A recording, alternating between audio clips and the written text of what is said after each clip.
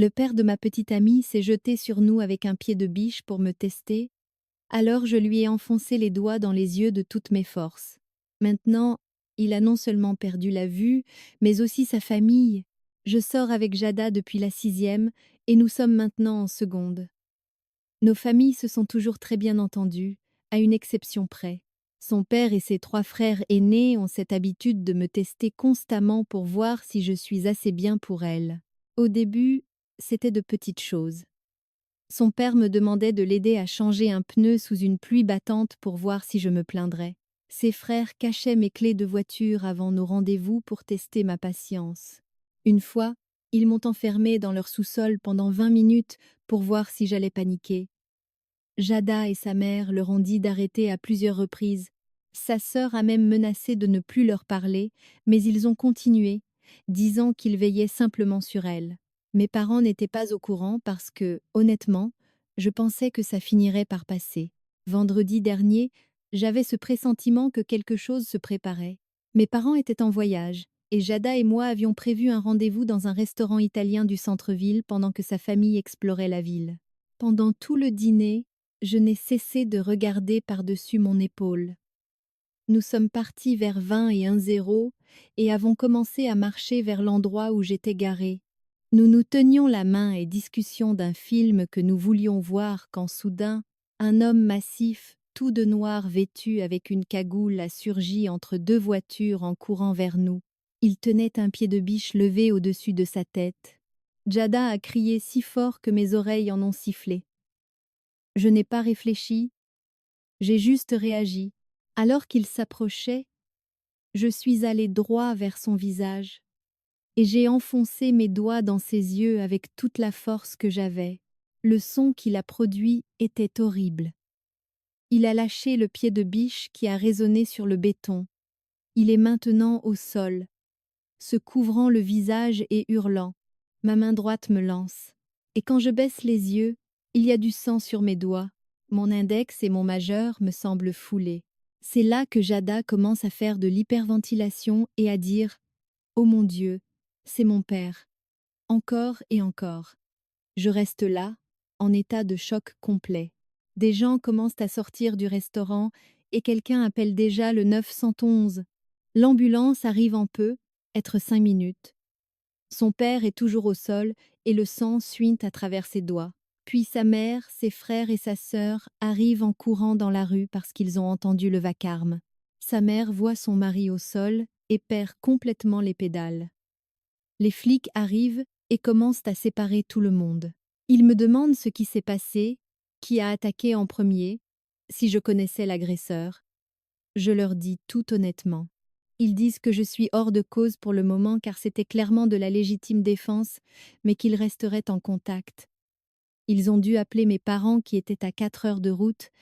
Mon père a répondu « Et je ne l'ai jamais entendu aussi en colère ».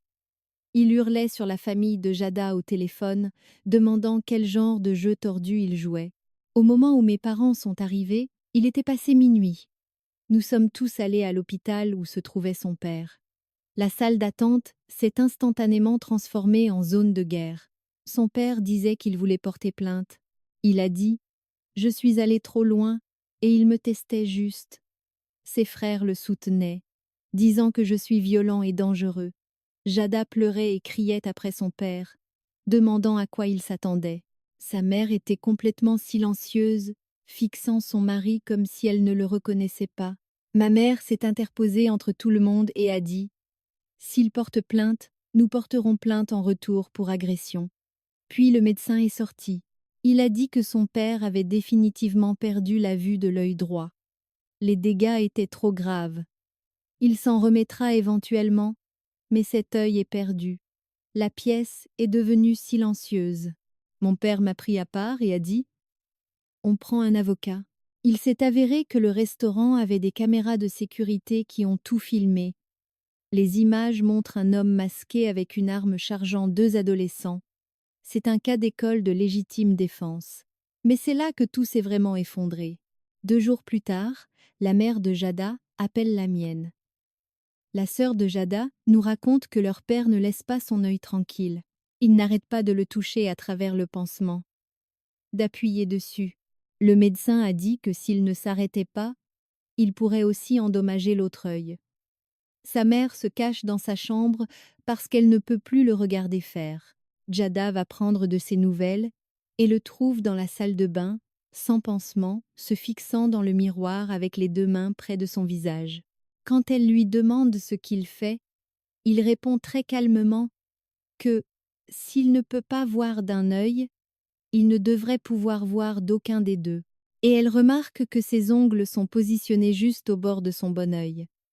Jada m'appelle immédiatement, la voix si tremblante que j'ai du mal à la comprendre. Tu dois venir ici maintenant. Elle dit qu'il va le faire. Il va vraiment le faire. J'en parle à mes parents et nous nous précipitons là-bas. À notre arrivée, Jada se tient dehors avec sa sœur. Toutes les deux pleurent. Mon père entre directement, suivi de ma mère. J'entends la mère de Jada hurler depuis le salon. Robert, s'il te plaît, baisse tes mains. J'entre et c'est un cauchemar. Son père est assis sur le canapé, une main planant près de son bon œil, son visage crispé dans une expression que je ne saurais même pas décrire. Mon père s'approche de lui lentement, les mains levées comme s'il s'adressait à un animal sauvage. Robert, écoute-moi. Tu ne veux pas faire ça.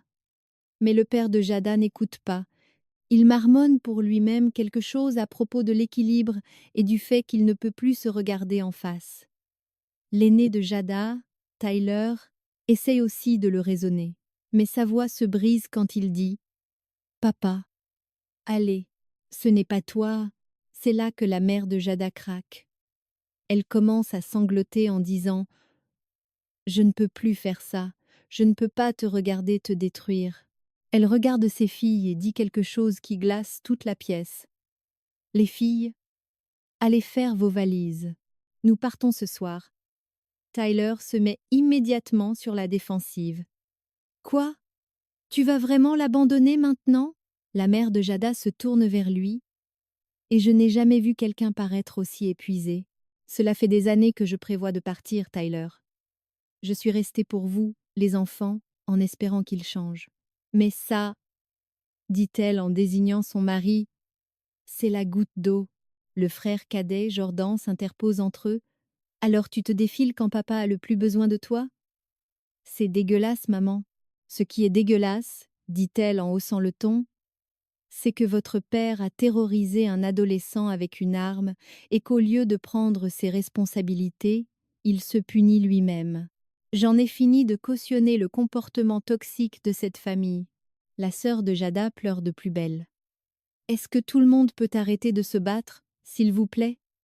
supplie-t-elle. Mais personne ne l'écoute. Ma mère pose une main sur l'épaule de la mère de Jada. « Avez-vous un endroit où aller ?» Elle hoche la tête. « Chez ma sœur. Ça fait 10 ans qu'elle me dit de partir. » Là, dans le salon, sous nos yeux, la mère de Jada monte à l'étage. On l'entend ouvrir les tiroirs et les portes des placards. La sœur de Jada la suit, tout comme Jada elle-même. Les frères restent là avec leur père, qui est toujours assis sur ce canapé comme une statue. Tyler me fusille du regard. « Tu es content maintenant? Tu as détruit notre famille. » Avant que je puisse répondre, mon père s'avance. « Votre père a détruit cette famille au moment où il a mis cette cagoule. Ne t'avis pas de blâmer ce gamin pour s'être défendu. Il a rendu notre père aveugle, » dit Jordan, les poings serrés. « Votre père l'a attaqué avec un pied de biche, » réplique ma mère. « À quoi pensiez-vous qu'il allait se passer exactement ?» Les frères n'ont pas de réponse. Ils reportent leur attention sur leur père, qui finit par abaisser sa main. Il les regarde et dit « Votre mère est faible. Elle ne comprend pas ce que signifie être fort. » J'ai la nausée en l'écoutant. Jada redescend avec 2 valises. Sa mère et sa sœur sont juste derrière avec leurs propres sacs. La mère de Jada ne regarde même pas son mari en se dirigeant vers la porte. « Tu fais vraiment ça ?» lui lance Tyler. Elle s'arrête, se retourne et dit « J'aurais dû le faire il y a des années. » Puis elle sort. Jada hésite à la porte. Elle regarde son père, puis ses frères. « Je vous aime, les gars. mais je ne peux plus rester dans cette maison. Jada, ne fais pas ça, commence Jordan, mais elle est déjà partie. Mes parents et moi partons avec elle. La mère de Jada conduit ses filles chez sa sœur à l'autre bout de la ville et nous rentrons chez nous.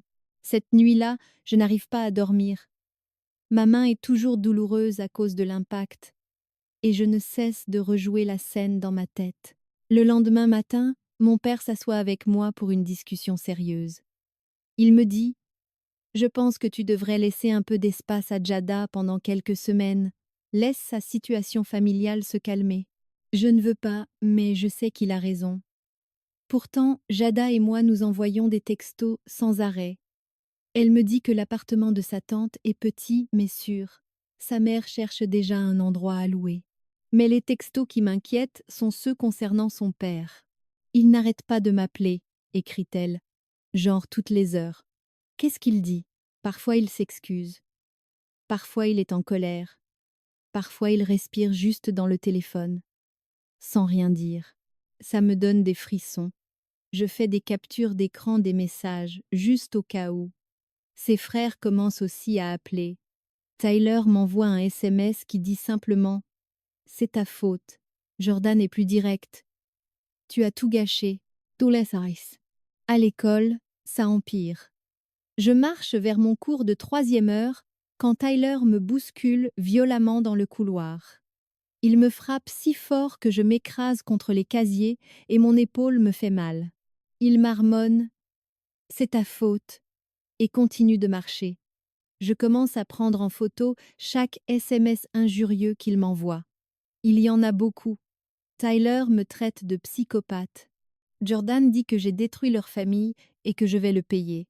Je les garde tous dans un dossier sur mon téléphone au cas où les choses dégénéreraient. Quand j'en parle à Jada, elle s'énerve. Pourquoi tu fabriques des preuves? Demande-t-elle. Ça ne fait qu'empirer les choses et les rendre plus réelles. Tes frères me font peur, Jada. J'ai besoin de preuves qu'ils me harcèlent. Ils sont juste en colère, insiste-t-elle. Ils vont finir par se calmer. Et s'ils ne le font pas? Tu es dramatique. Cela me blesse plus que je ne l'aurais cru.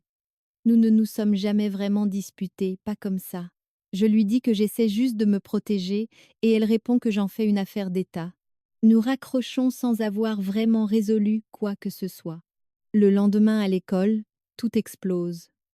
Je suis assis à la cafétéria quand j'entends des cris. Jada affronte Jordan devant tout le monde. Elle brandit son téléphone, lui montrant quelque chose. « C'est toi qui as envoyé ça ?» crie-t-elle. « Tu l'as traité de psychopathe? Tu as dit qu'il avait tout gâché ?»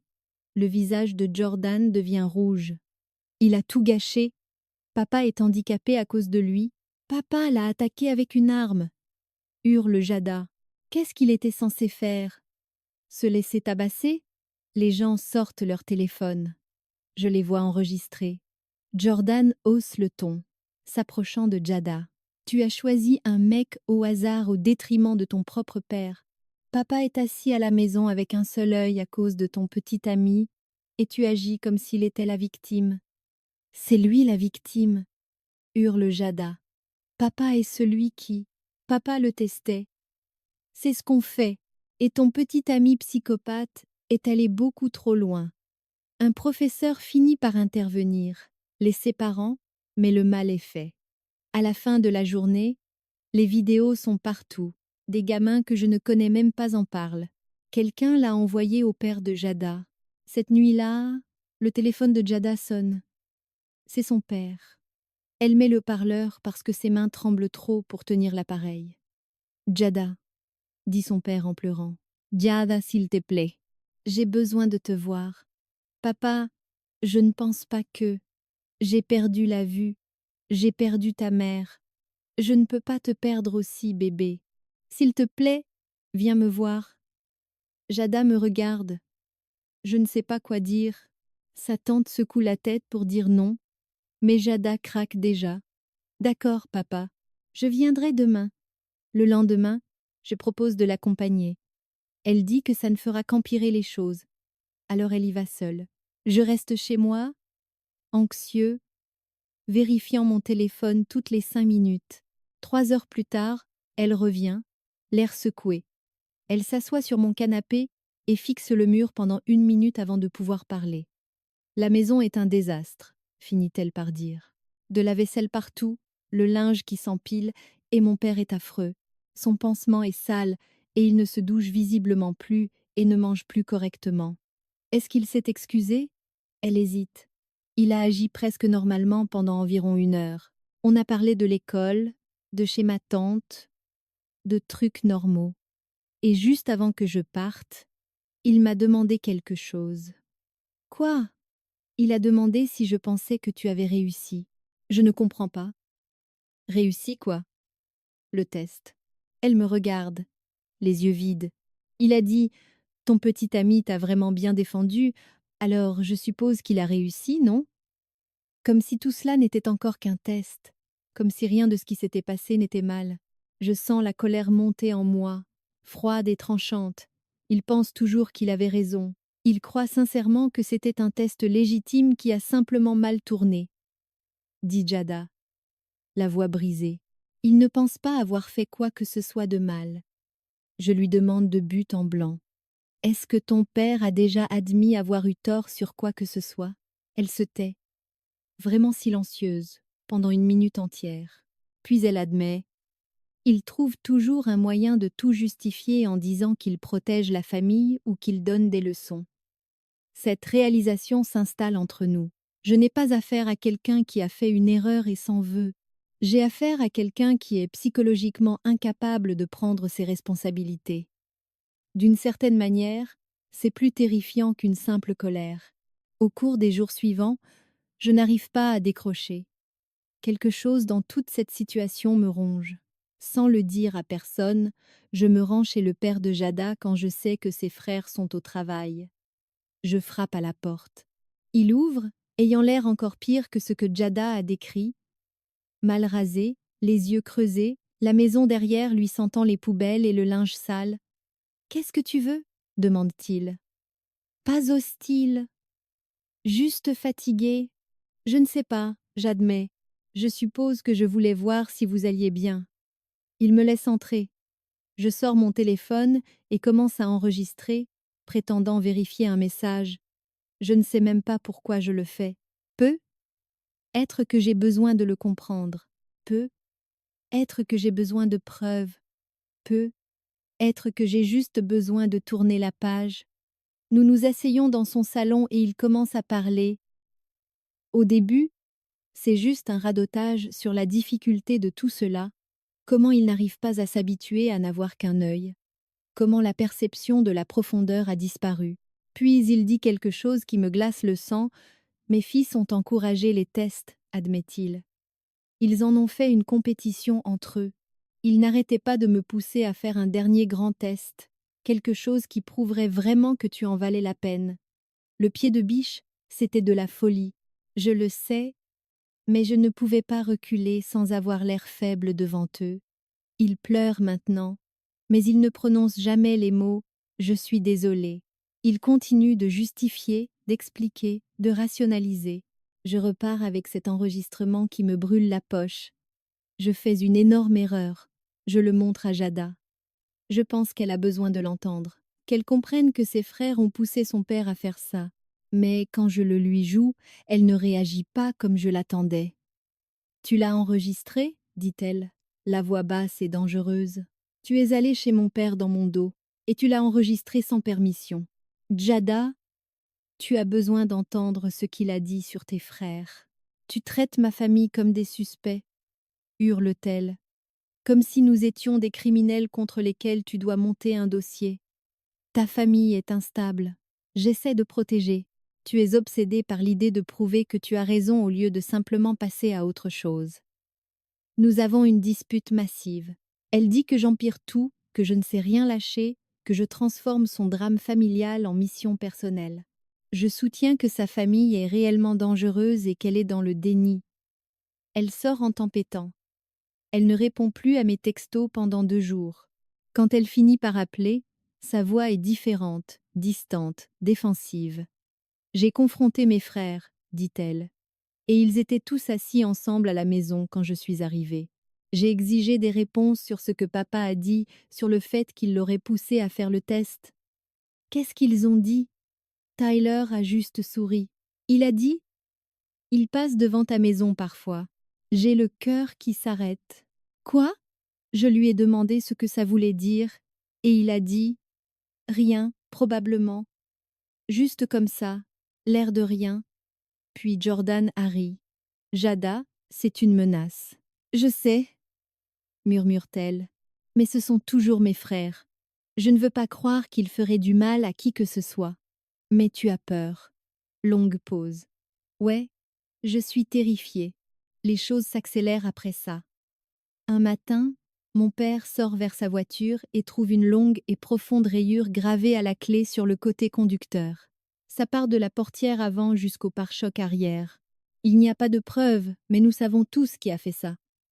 Mon père veut porter plainte. Je l'en dissuade. Ça ne fera qu'empirer les choses. Je dis, même si je ne suis plus sûre de le croire moi-même. Cette nuit-là, allongée dans mon lit, j'ai une prise de conscience qui me fout les jetons. Quand j'ai enfoncé mes doigts dans les yeux de son père, j'ai ressenti cet éclair de satisfaction, comme si une partie sombre de moi était contente de l'avoir entendu souffrir. Et maintenant, en pensant à ses frères, je commence à ressentir cette même colère froide monter. Je suis en train de devenir la personne violente qu'il m'accuse d'être. Je fais quelque chose d'impulsif et de stupide. Je poste toute l'histoire sur un forum de conseils relationnels sur Reddit. Je change les noms mais j'inclus assez de détails pour que n'importe qui de notre école puisse nous reconnaître. Je cherche une validation, que quelqu'un me dise que je ne suis pas fou, que cette famille est vraiment aussi instable que je le pense. Le post explose pendant la nuit. Des milliers de commentaires, des gens traitent le père de Jada de fou furieux, des gens partagent leurs propres histoires de famille toxiques. Des gens me disent de demander une ordonnance de protection. Au matin, les captures d'écran circulent dans tout le lycée. Quelqu'un comprend que c'est la famille de Jada et le partage directement avec des élèves qui les connaissent. Le père de Jada le voit parce que quelqu'un le lui montre sur son téléphone. Il perd complètement les pédales. Il m'appelle en hurlant. Il hurle littéralement si fort que je dois éloigner le téléphone de mon oreille. Tu as humilié publiquement ce qui reste de ma famille. Mes fils pourraient perdre leur emploi si leurs employeurs voient ça. Tout le monde sait que je suis le père psychopathe maintenant. Je lui raccroche au nez en plein milieu de sa phrase. 2 heures plus tard, la tante de Jada appelle, affolée. Il a encore essayé de s'abîmer son bon œil. Il est placé en observation psychiatrique pour 72 heures. Jada m'en veut. Elle m'envoie un long message disant que j'ai poussé son père à bout, que mon besoin d'avoir raison a détruit ce qu'il restait de sa famille, qu'elle ne peut plus me faire confiance. Je ne sais pas quoi répondre à ça. Le lendemain, je suis seule à la maison, après les cours quand on frappe à la porte. J'ouvre sans réfléchir. Le poing de Tyler s'écrase contre mon visage avant même que je puisse comprendre ce qui se passe. Je sens mes lèvres se fendre. Je goûte le sang. Je trébuche en arrière et réussis à claquer la porte et à la verrouiller. À travers la porte, Tyler dit, très calmement, « Tu as détruit notre famille. » Puis ils partent. Je tremble d'adrénaline et de rage. Mon visage est douloureux. Quand mes parents rentrent et voient ma lèvre fendue, ma mère commence à pleurer. Mon père veut immédiatement appeler la police. Je les arrête. Je ne saurais pas expliquer pourquoi. C'est comme admettre la défaite, comme si en impliquant les autorités, j'avais perdu d'une certaine manière. Ce soir-là, Jada arrive à ma porte avec un sac de sport. « Je ne peux plus rester chez ma tante, » dit-elle. « Papa n'arrête pas d'appeler là, bas depuis l'établissement. Est-ce que je peux rester ici quelques jours? Juste jusqu'à ce que ma mère trouve un appartement. » Mes parents acceptent à contre-cœur. Cette première nuit, elle finit par se confier. Nous sommes assis sur mon lit et elle fixe ses mains. « Mon père a commencé la tradition des tests quand j'étais en 6e, » dit-elle calmement. « Mon premier petit ami. Chaque garçon avec qui je suis sortie depuis a subi des tests de plus en plus durs. Pourquoi tu ne l'as pas arrêté? J'ai essayé. Je me suis plainte. Mais je ne lui ai jamais posé d'ultimatum parce que j'avais terrifiée à l'idée de devoir choisir entre mon petit ami et ma famille. Elle me regarde, les larmes coulant sur son visage. Est-ce que je suis folle de l'aimer encore après tout ça? Je ne sais pas quoi répondre. Pendant les quelques jours où nous vivons ensemble, je commence à remarquer des choses. Des petits détails qui, mis bout à bout, forment quelque chose de plus grand. Jada sursaute quand mon père hausse la voix lors d'une conversation banale sur ce qu'on va manger. Elle demande la permission avant de manger de la nourriture dans notre frigo, comme si elle avait besoin d'une validation. Elle nettoie compulsivement notre maison, faisant la vaisselle qui n'est pas la sienne, pliant du linge qu'elle n'a pas lavé, comme si elle essayait de gagner sa place ici. Une nuit, je reste debout tard pour étudier et elle est assise sur le canapé à fixer le vide. Je m'assois à côté d'elle. Je peux te demander quelque chose? Je dis doucement. Ouais. Est-ce que tu as déjà dit à ton père d'arrêter complètement les tests? Genre, taper vraiment du poing sur la table? Elle devient très silencieuse. Je vois sa respiration changer, s'accélérer.